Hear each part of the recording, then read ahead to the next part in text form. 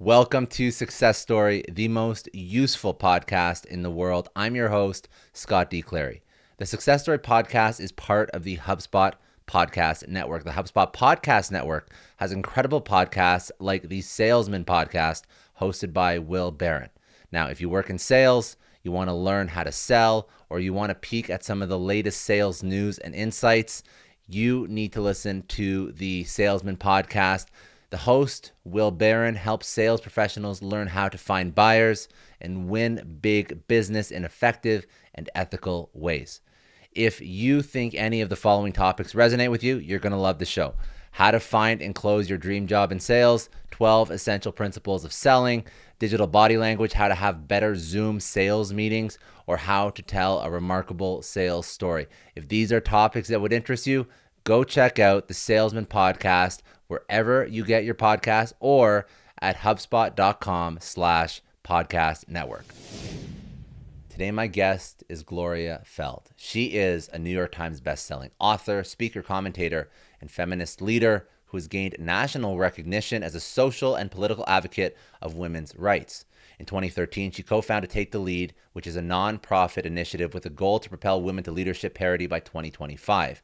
She is a former CEO and president of Planned Parenthood Federation of America, directing the organization from 1996 to 2005. She has been featured in the New York Times, Washington Post, Forbes, Times, NBC, Fast Company, Vanity Fair, and many more publications. We spoke about some lessons from her book, some of the things she teaches over when she speaks on women, leadership, and empowerment. And I'm going to get to those in a second. But most importantly, we spoke about our present day situation. Take the Lead, the goal and the initiative of Take the Lead was to get women to leadership parity by 2025. We spoke about where we're at right now, what COVID did for women leadership. Did it push it forward, set it back? And then we also spoke about what organizations can actually do to foster women leadership and to help women progress into leadership positions.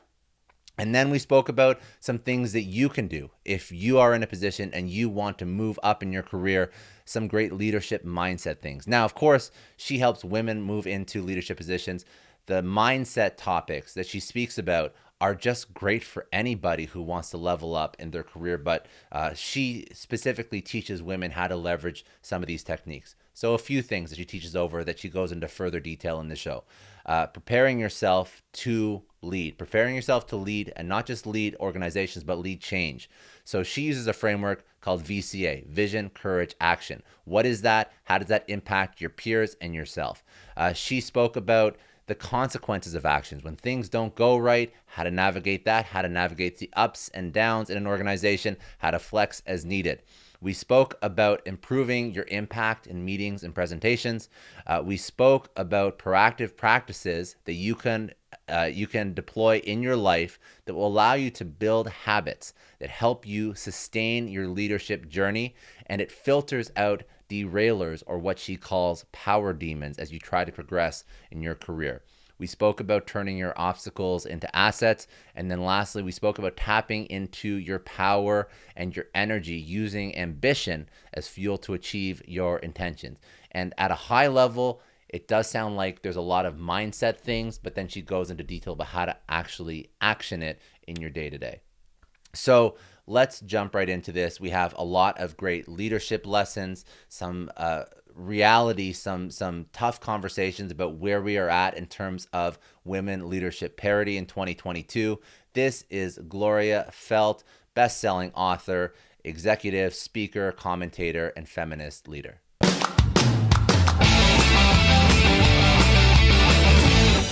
Okay, so it's been a long and rocky road, but I will shorten it up for you. So, Scott, I was actually born and raised in small Texas towns, which surprises people, as I'm sitting right now a couple of blocks from Columbus Circle in New York, and feel very happy about that. But I grew up in a culture where women weren't given aspirations for careers. They said if you went to college, it was to get your MRS. And that your job was to be a support system for everyone else. And I totally drank that Kool-Aid. I just want to tell you, I wanted to fit in. I wanted to be exactly what the culture was telling me I should be. And that was why I married my high school sweetheart. I had 3 kids by the time I was 20, just a few days after my 20th birthday. And then I woke up. I woke up. It was like a light bulb went off. My son David, who's my youngest, calls himself Mom's light bulb because he's heard this story so many times. But I don't know whether it was maybe a little maturity, maybe it was simply well, I will say I believe that the advent of the birth control pill helped. It helped me know that I could actually plan and space my children and therefore be more intentional in general about my life to kind of connect it with what I'm writing about right now. And I realized also that if I had to support the 3 children, I didn't have any employable skills. So I started to community college. I was living in Odessa, Texas at the time. If anybody's a Friday Night Lights fan out there, let me just tell you, it's a true story. My kids all graduated from Permian High School. We all were Mighty Mojo. It's for real. And so there was only a community college in Odessa at the time, and it took me therefore 12 years to finally get my bachelor's degree. And during that time, I had an opportunity to get involved in a lot of community service work. I became involved in the civil rights movement, for example, and that taught me one of the most important lessons that has guided me ever since, which is that people working together can change anything. And I value that lesson so much, and it repeats itself over and over again in everything that I do. I also noticed that the women were doing all the frontline work and the men were getting all the leadership positions and all the credit. And that also gave me another aha, which is, whoa, if there are civil rights, women must have them too. And so that was pretty much the moment where I decided that I would focus my life on women's equality in a variety of different forms. And I serendipitously was offered a position as the executive director of the small new Planned Parenthood affiliate in West Texas a few years after that. And I had planned on being a high school social studies teacher, which was an appropriate job for a woman at that time. But I did the inappropriate thing, and I didn't know how to. I had never run an organization. I was totally unqualified, but I said yes. Don't ask me why. It's kind of become the mantra of my life. It's like, just say yes, because if you have these opportunities, give it a try. You never know what will happen. And I think that's good advice for a lot of people today who sometimes I think young people overthink what they want to do with their careers. And you need to have 2 things. You need to have that intentionality, but it's also good to be open to fortuity and to be willing to say yes if something interesting comes your way. Well, anyway, as they say, the rest is history. I ended up as the national president 20 years later, and left that job at the 30-year mark, thinking 30 was a good round number, and I needed to go write the books I had been wanting to write for my entire life. The last book that I wrote before intentioning was a study of why women hadn't reached parity in leadership positions in any sector. We were about 18% of the top leadership positions at that time across every single sector, from politics to corporate to entrepreneurship. It didn't matter what it was. Can I ask you to timestamp that too, so I can understand, like, because when you say 18%, how many years ago was that? Yeah, that was 10 years ago. That's okay, 10 so years ago. Not that long ago. Not that long ago. No. Yeah, right. So I had to find out why, because all my life I'd been opening doors and changing laws and thinking, we have every opportunity. We've seen a woman first almost everything. Why were we still that far from parity? And what I found in my own research was that it's not that women lack ambition, which a lot of the research says. It is that we're socialized differently around power and intention from men. And we learn from the historical narrative an idea about power that is about fighting and wars and scarce resources. And that's not really even functional in today's world, because this is an economy based on brains, not brawn now. And so it's really about how can you innovate? How can you create? How can you make a bigger pie, as opposed to thinking that you have to fight over the crumbs. And women are pretty good at those things. And I found that once I would suggest to women, well, shift your thinking about power. Quit thinking about it as being the power over, because I know you've had the negative aspects of that power, but think about it as being a generative power to. Power to. It's the power to make life better for yourself, your family, the world, whatever, innovate, create. And I would see masks fall off of women's faces.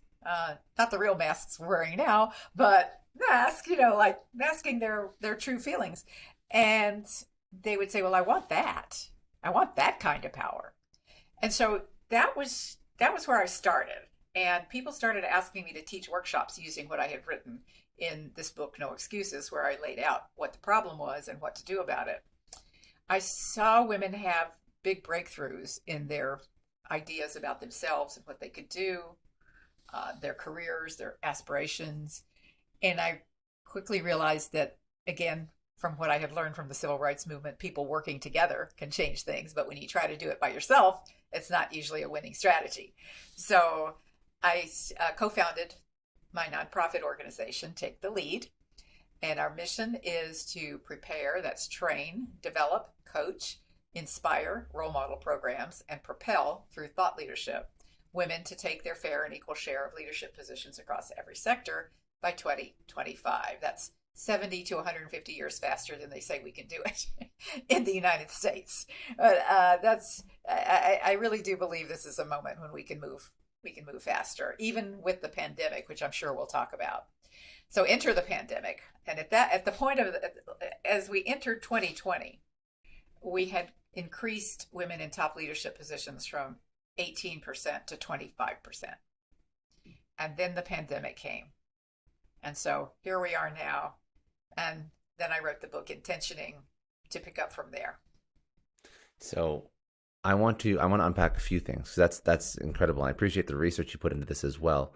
So when we're even moving from 18 to 25%, obviously we're not at parity. We were trying to hit 50 or above, right? That's we're trying to aim towards that. But when you're saying that, when you first did this research, you said that women were socialized different and there was more of a scarcity mindset and a combative, that's how we move forward, versus now when there's literally more resources than many people know what to do with, like in all seriousness, like the abundance mindset where everybody can literally have a piece of the pie. Everybody can have the job, the money, the life that they would like, if, of course, if they want to go after it. So when you're socialized differently, does that mean that women weren't applying? Like, what's the practical implication of that? Mm-hmm. Are women not applying for the jobs? Is it like, what is the actual thing that stops them? Because that's the theory, and it makes sense. And it's not just theory, sorry. That's like the actual cause. But then what does that actually manifest as in somebody's career? Yeah, well, it does manifest itself in very concrete ways. For example, if a man sees one or two things in a job description that he can do, he will apply. If a woman sees one or two things she can't do, she'll think she's not ready and she will not apply. There are other very concrete manifestations. When the website ZipRecruiter crunched the numbers in, they looked at comparable requests for salaries between men and women, same job, same qualifications. They found that on average, women asked $11,000 plus less than men for the same job with the same qualifications. So when I saw that, I had this like, oh my goodness, now I get what this different socialization and frankly, the implicit bias that has been in our culture for so long, that's what it does to our heads. If you are a member of any underrepresented group, and you have been judged differently than the predominant culture, it causes you to step back. It causes you not to feel as entitled, not to feel as secure in your own capabilities.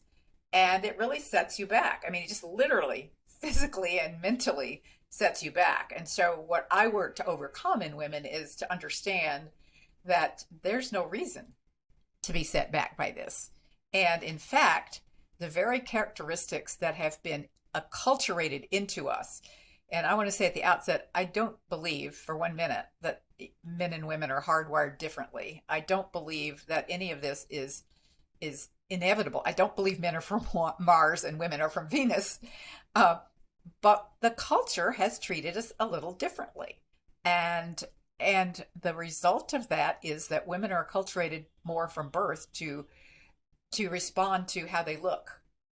And that takes the locus of power outside of yourself, to think first about what other people think about them. And I tell you, I mean, it's a really big difference as opposed to, little boys just go be noisy, go be messy, go be snotty, it's fine, and it just it imprints you for the rest of your life. And so the good news is that many of the characteristics that have been acculturated into women have become our superpowers, which is why I made this one of my leadership intentioning tools for women. Like, take this implicit bias and understand how it's become your superpower, because now the business case is very clear that companies with more women in their leadership are more profitable. Well, use that. That is the huge strength. Why does that happen? It happens because women have been taught from birth to be empathetic, to read. So you learn to read the room. And I think that's true also of people of color. If you have not been the group in power, you have to develop the capacity to read the room, to understand what's going on with people, the emotional underpinnings as well as what they're saying. So you have to consciously use that as a strength. So I say put on your cape and use those things as superpowers. So it's a combination. I just want to take a second and thank the sponsor of today's episode, Crowd Health. Now, as we all know, open enrollment is ending soon. It's time to think about the best healthcare option for you and your family. And I know a lot of people are still trying to figure out what to do. Now, when it comes to healthcare, it's important that you're getting your money's worth. Crowd Health helps you with covering medical expenses. It's a more flexible and affordable healthcare option without the hassle of insurance. So while you're shopping around, don't forget to head to joincrowdhealth.com/99. Find out how Crowd Health can save you 40 to 60% in healthcare costs every single year. And just to give you an idea of what Crowd Health is, Crowd Health isn't health insurance. It's a modern way to pay for medical expenses. Crowd Health is a community of people who are tired of paying into a broken system. Being in the Crowd Health community can save you hundreds of dollars in monthly expenses and put thousands of dollars back in your pocket. Now you're probably asking, why would I choose Crowd Health over traditional insurance? 3 main reasons: flexible, simple, membership-based. Membership is a monthly subscription, start or stop whenever you want.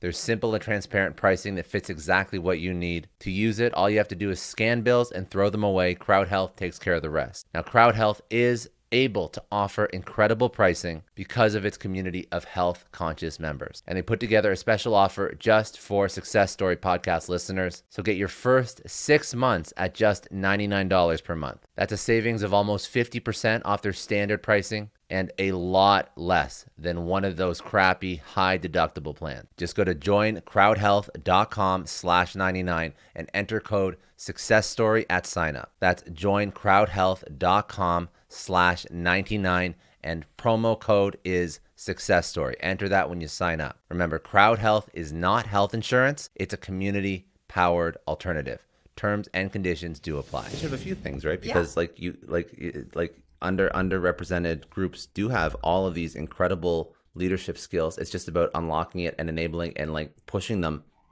or enabling them, whatever it may be, so that they can actually use them in an environment where that's going to, quite honestly, impact positively, a net positive for that bottom line of that business.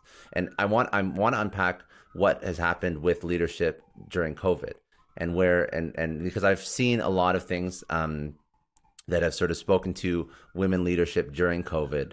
I've seen it at a government level, but I don't know all the use cases. I'm sure you have some examples of at an organizational level or a business level, how women leadership did quite well during the pandemic. Mm-hmm. It's interesting because it is true that we've seen that countries led by women have fared much better with the pandemic. than other countries. Now, of course, it's a fairly small sample still, True, but yeah. nevertheless, it is a sample, and we can see that. And again, I think that has to do with the conditioning, social conditioning, to be Empathetic, empathetic and to because like it was Jacinda Ardern. That's the one yes, I always yes, kept yes, like the Prime yeah, Minister of New Zealand. That was like the yeah. she was just killing it, like in such a good way at the beginning Hmm. of the pandemic, and that was like the model Yes, globally. I think there was others examples, but that was the one that I yes. remember. Yes, and one of the quotes that I use of hers in my book is that she says something like that people say that being empathetic is look makes you look weak, but I say it's just the opposite. I say it's actually a strength. And that's a really good example of what I'm talking about when I say that we can take these ways that we've been acculturated and we can use them as superpowers, and they're things that men can learn from as well. And male leaders who are doing a better job tend to take on some of those characteristics as well. So it's not that only women can do it. It's that that's just, that's how we have been acculturated. So they do say that the data says that women have been set back 10 to maybe 30 years from the pandemic in terms of their career trajectories. But, and I don't want to understate at all the pain, the suffering, I mean, people have endured so much during the pandemic. I don't understate that at all. But from a leadership perspective, and from an organizational perspective, a business perspective, and a government perspective too, it's in those times of great disruption that you also have the opportunity for rebirth, that you have the opportunity to rethink. Because when things are disrupted, when your society is disrupted, it it literally forces boundaries to become permeable. And structures that have been there forever have to loosen up, open up. There's not a company now that doesn't know that people can work from home very productively. They know that you can actually find ways to take care of your family responsibilities and caregiving and do your work. So I foresee that, again, people working together can make this happen. If we really work together, we can usher in an era where our organizations and the leaders of organizations are much more flexible, which is what women have been asking for quite some time, to enable both men and women to attend to their family responsibilities and do their work. So you'll see more family leave, you'll see more childcare opportunities. We're talking, I mean, in Congress right now, believe me, I never thought I would hear these two words together: infrastructure and childcare. They're now talking about caregiving in general and childcare in particular as being a part of a necessary social infrastructure. I think that's just amazing. And if we really value children, that's exactly what we will make happen. Yeah, but my question, so I'm curious as to why the pandemic set women Oh, back 10 to 30 years, because I actually thought when I was going, I just mentioned a very positive yes. result. Like it was like showing like a prime example of how women in a leadership position like just did absolutely incredible things. But you're saying that at a global level, women are set back 10 to 30 years. So what happened? Why is that? I The thought reason, that would have. Oh, go ahead. Sorry, no, go yeah, ahead. no, no, it's an absolutely right follow-on question. But it also points up exactly what I'm saying, which is that disruptions are both opportunities and they're opportunity, but it's also it can also set you back. It depends on what we decide to do with it. The reason that women have been set back is kind of, there are multiple things. Number one, women were in more of the low paying, and particularly women of color were in more of the low paying direct customer facing jobs. So that means they were in retail. That means they were in caregiving. That means childcare, in a lot of different jobs that closed down. I mean, they just weren't there anymore. So that was part of it. The other part of it was that the responsibilities for caregiving are still falling more on women's shoulders than on men's shoulders. And women are assuming more of that responsibility. And you could argue that women need to just say no, but, I mean, you're not going to not let your children have their schooling, and women are homeschooling, and men are doing some of it. And I will say that I do think the pandemic has taught a lot of men who have children that it's not that easy to be home with kids all day.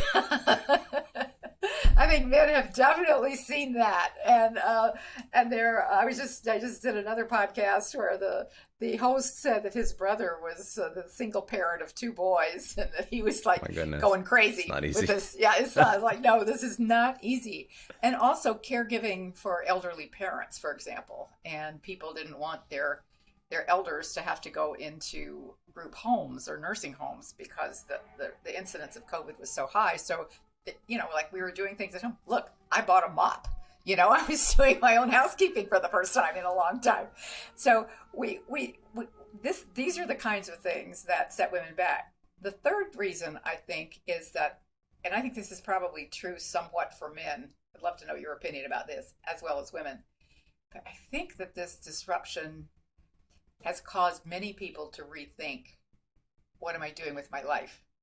Is this what I want to be doing? Is this, 100%. Is this what I want my life to be about? And so women who have the option, and this obviously is a first world privileged woman option, some of them are just saying, I'm taking myself out of the workforce for a while because I need to rethink my whole life.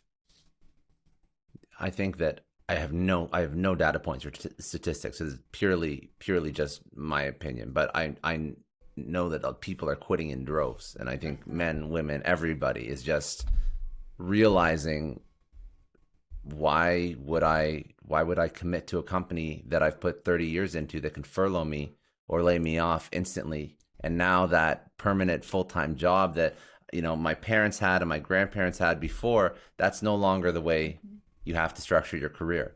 Now you have to upskill. Now you have to be very flexible. Now you have to have multiple sources of income. People start the side hustles. People, they work 1 job, 2 jobs, or they jump ship every 2 years so they can get a better job, a better title, more money at another place. But I think people are focusing on themselves more than ever. And they're not putting as much faith in that business or that company that hired you. I think that's men and women. Yeah. And I think that some are even saying, well, maybe I don't need to make that much money. I need to make enough money to have a decent life, but I don't need the stress.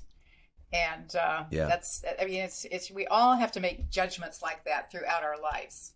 And people, this whole narrative that people have been laying on women for years about you can't have it all.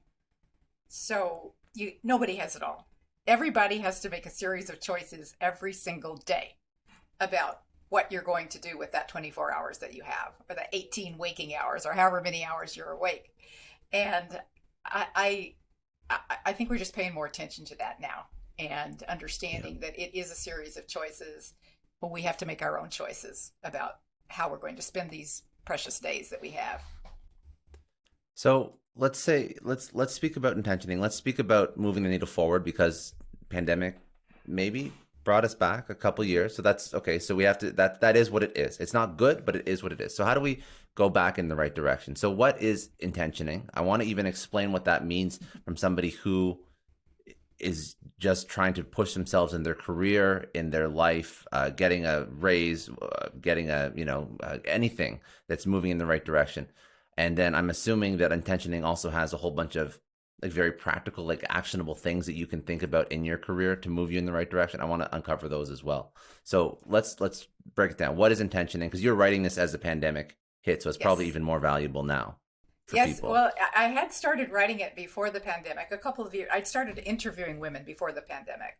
And in all of my books, I always include very actionable skills, tools, techniques that people can use to do whatever they want to do in their life, in their leadership, in their business, whatever it might be.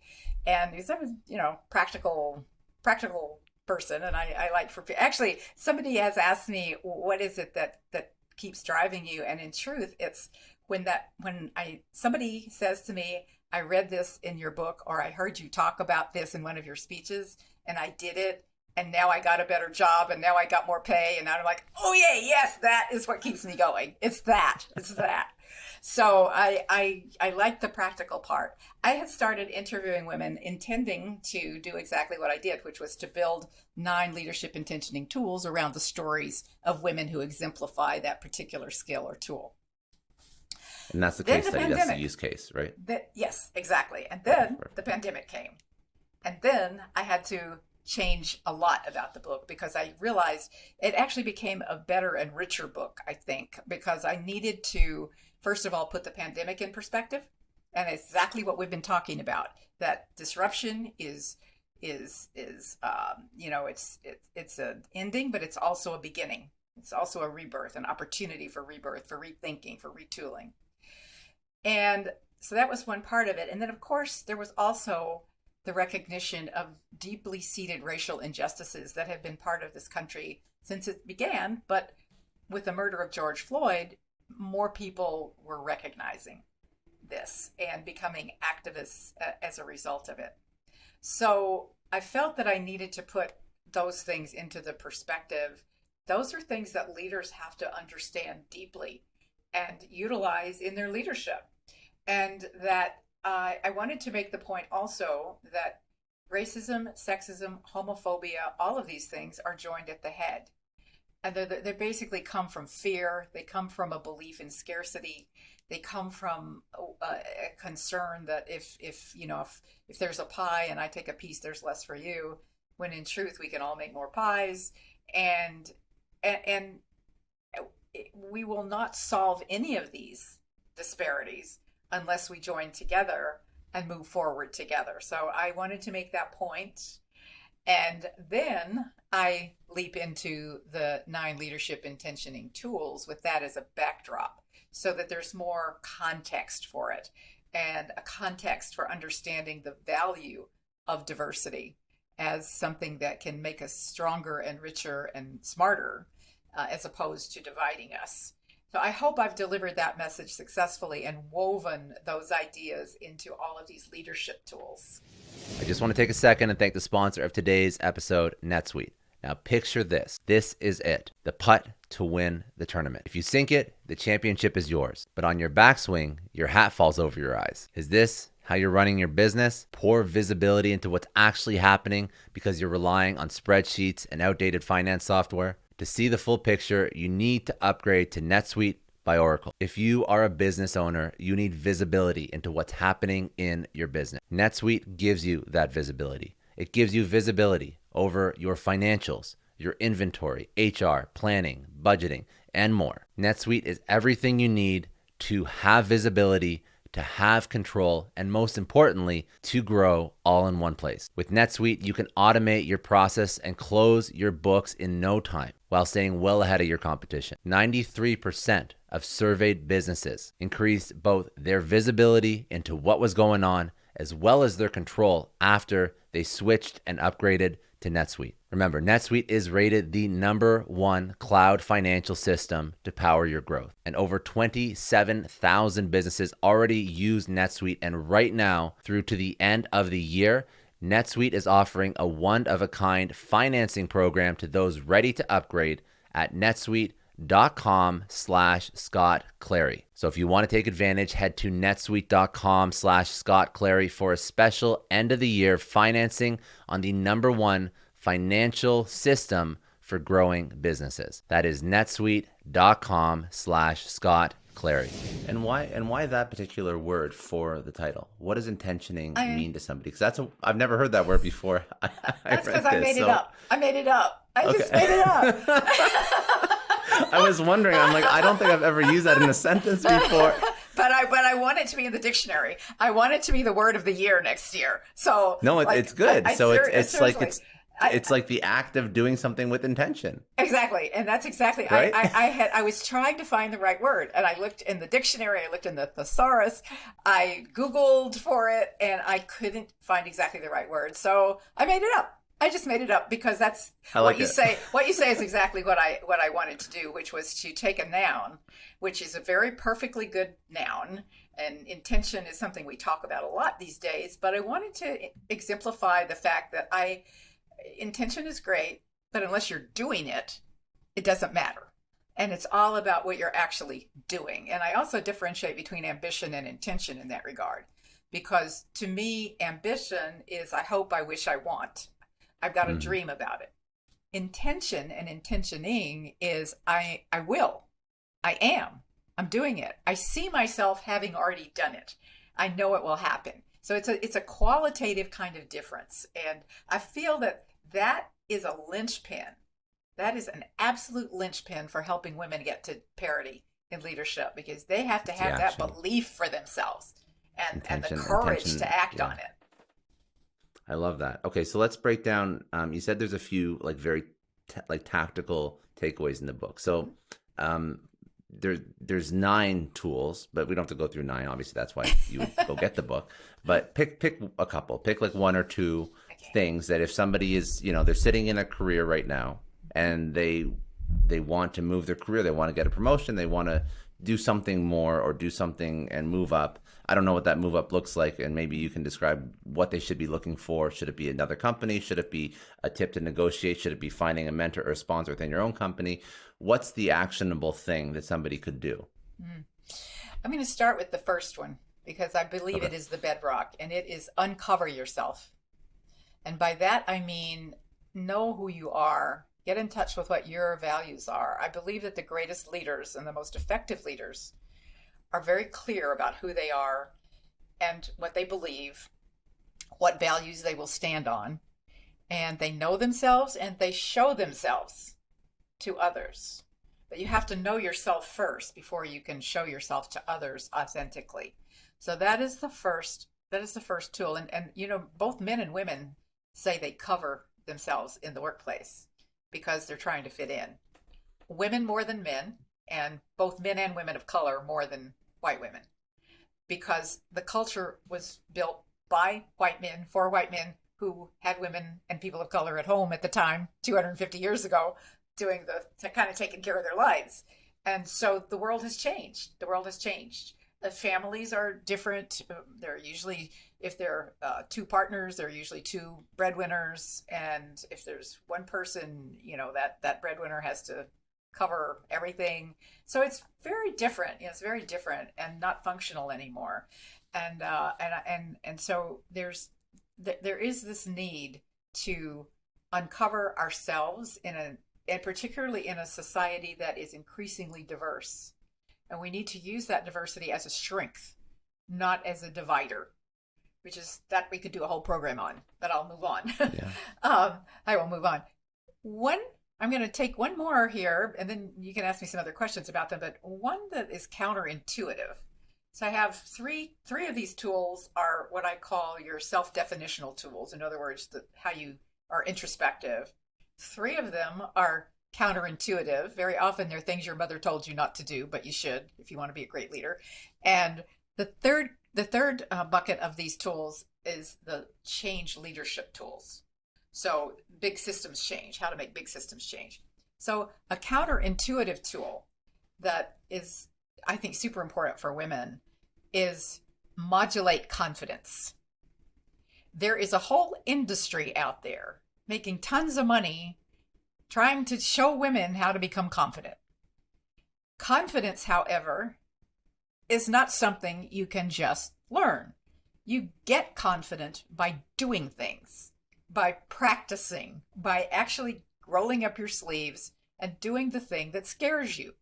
And that's how you get confidence. You can't inject confidence into your veins. It really takes doing. And frankly, the reason I say modulate confidence is that if you're totally confident, why do you have any reason to learn something new?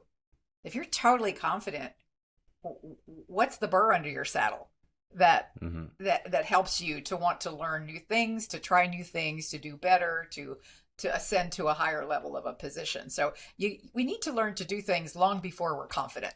You need to learn to do things, maybe as John F. Kennedy said, we go to the moon not because it's easy, but because it's hard.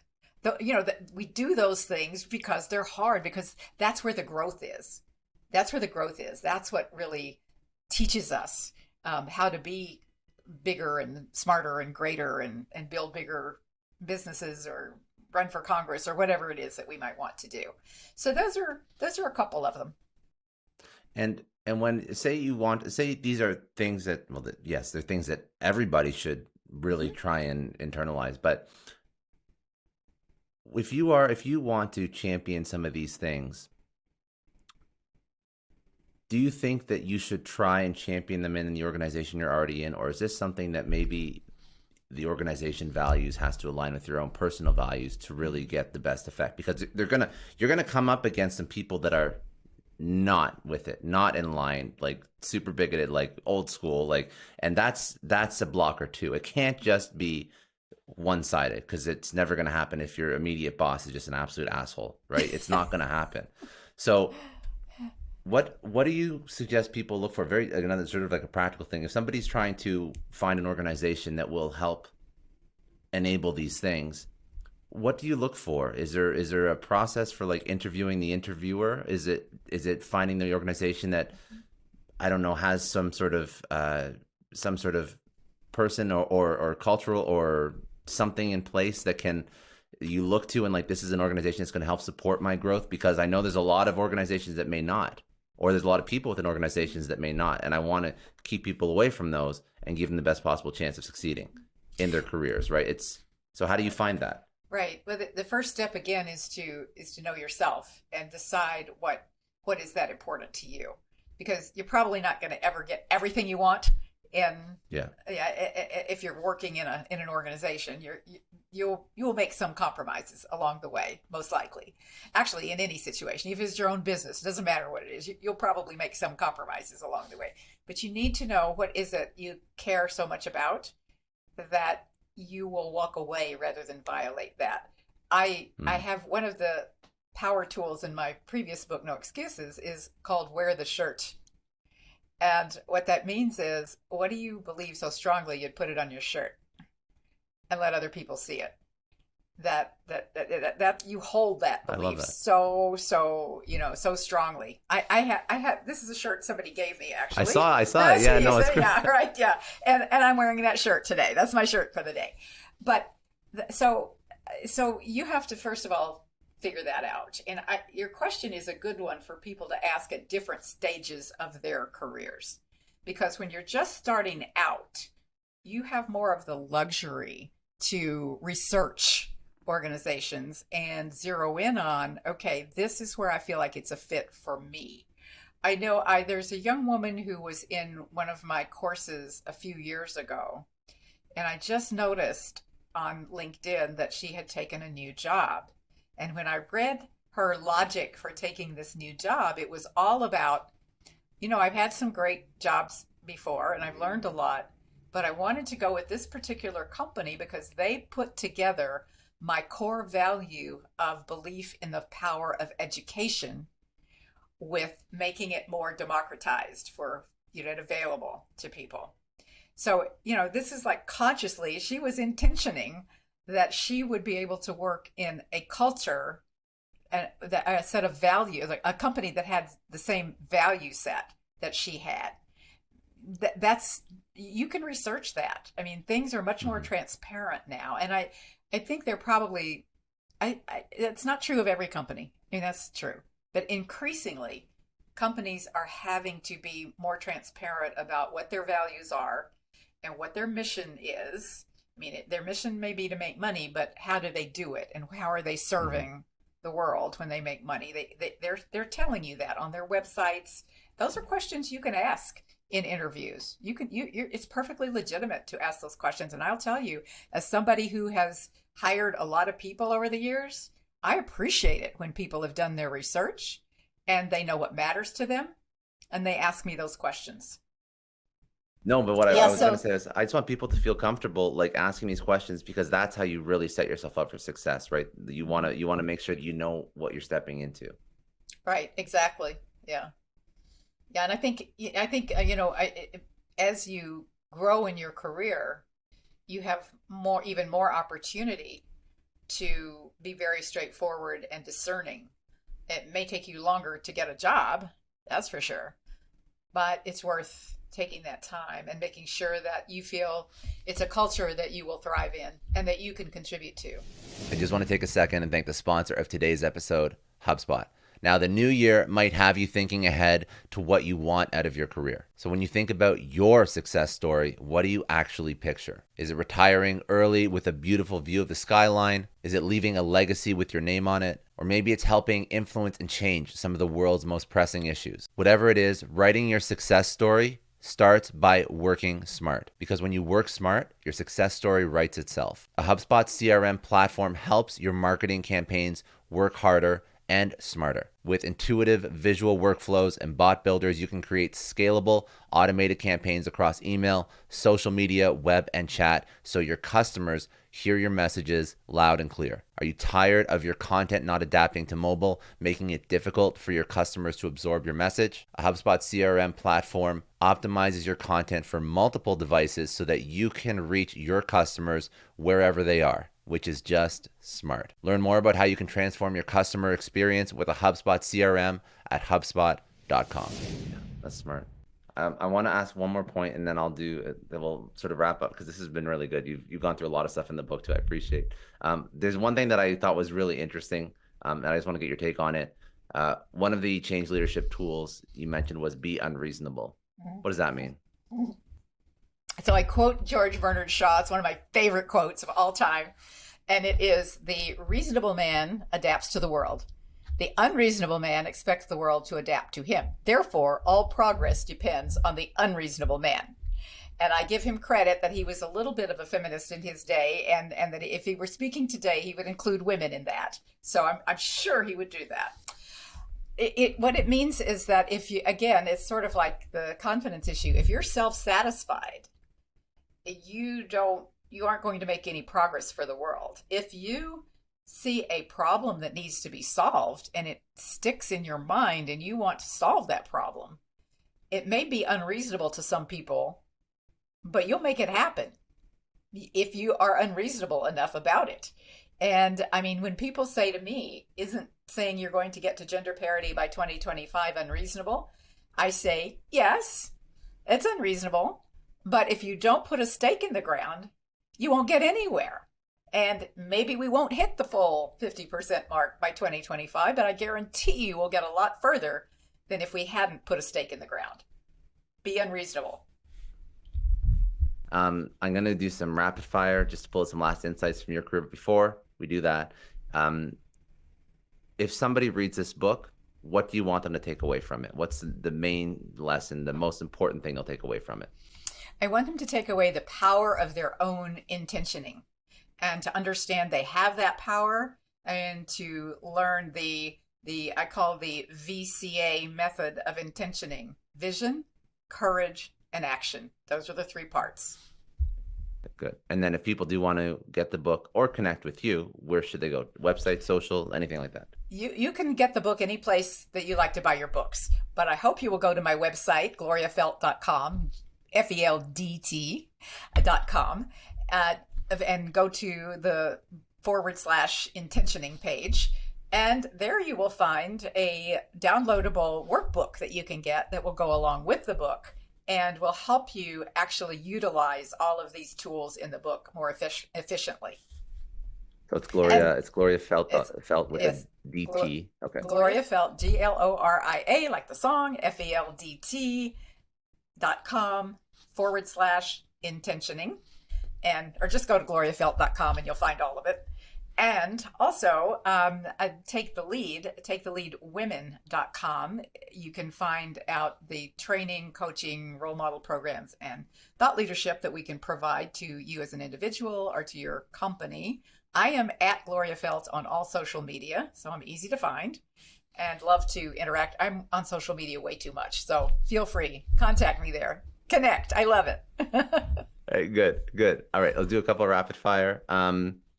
The biggest challenge that you've had in your personal or professional life, what was that, and how'd you overcome it?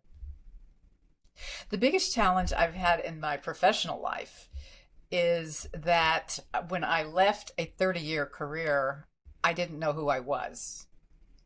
I realized at that point that I had given everything, including my identity, to a cause and to an organization that I believed in, but I hadn't nurtured myself, and I had to literally rethink myself. That was a huge career challenge. I had been doing what everybody else needed me to do. Hadn't taken care of Gloria. If you had to choose one person, obviously there's been many people who have been influential or impactful in your life. Who was that person, and what did they teach you? I give the credit to my father, who was way ahead of his time. He told me from the minute I could hear him, you can do anything your pretty little head desires. And he made sure to use the female pronoun when he would tell me things like she who asks gets, or, these little bits of advice your daddy gives you as you're a kid. I didn't realize until I was grown how important that was. I could always see myself in that picture. That's good. If you could recommend a book or podcast or Audible or something that you've read, what would it be? Oh, there's so many, and I do listen to a lot of books, so I definitely have a lot from Audible. One of the most powerful books I have read lately is called, or listened to, because the author's voice is so beautiful and he recorded it himself, so it's doubly wonderful. It's called My Grandmother's Hands, and it's very instructive about how racial and other kinds of trauma affect us, not just intellectually, but also in our bodies, and how to identify that and how to heal from it. It's a very powerful book. My Grandmother's Hands. If you could tell your 20-year-old self one thing, what would it be? Be more intentional. I would have learned to be intentioning much earlier in life. That's fair. That's Yeah. good. Okay. And last question: what does success mean to you? To me, success is enabling people to be successful. That's success to me. Yes, it would just boil down to that. If what I do helps somebody else to be successful in their own life, then I have been a success.